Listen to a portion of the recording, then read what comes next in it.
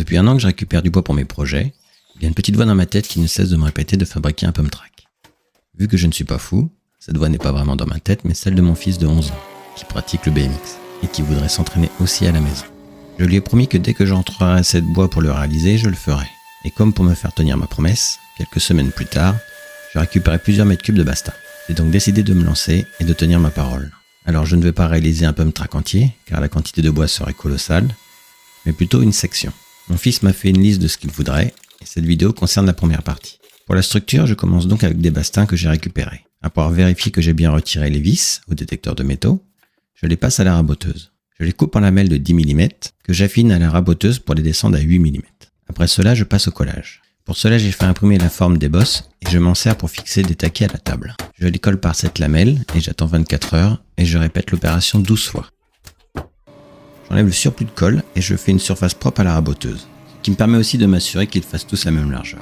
Pour m'aider, avec des serre-joints et quelques planches, je fais un gabarit, histoire de m'assurer qu'ils soient tous identiques. Et pour finir, je les coupe à la longueur finale. Je me sers des autres bastins que j'avais rabotés pour les parties droites. Là, rien de compliqué. Il suffit de les couper à la scie sous table. Je fais un passage à la raboteuse pour éliminer les traits de coupe et avoir des sections identiques. Et avec la scie à onglet, je les coupe à la longueur souhaitée. Je ponce toutes les parties au grain 120 et ils sont prêts pour le collage. Pour un assemblage solide entre les parties, je coupe des sections de bastin à la scie à onglet. Je fais des chevilles de 20 mm de diamètre avec une mèche à bouchonner que je sépare à la scie sous table. Une façon un peu longue pour avoir des chevilles, mais cela permet d'avoir l'essence de bois et la taille que l'on veut.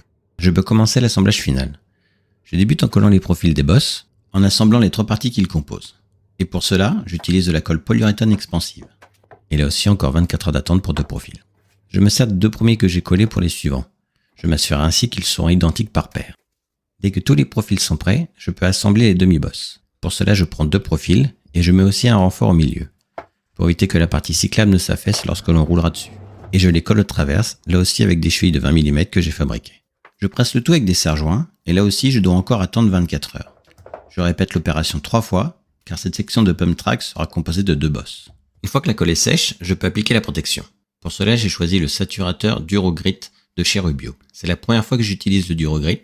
Je suis plus habitué à la gamme Oil Plus. Mais comme je n'ai jamais eu de soucis avec les produits Rubio, je pense qu'il n'y aura pas de problème. Je commence par les parties qui seront face au sol, et pour pouvoir retourner la structure, je visse les pieds que j'ai imprimés en 3D. Cela me permet de traiter toutes les faces en même temps et d'éviter d'éventuelles traces de reprise et les surplus de produits.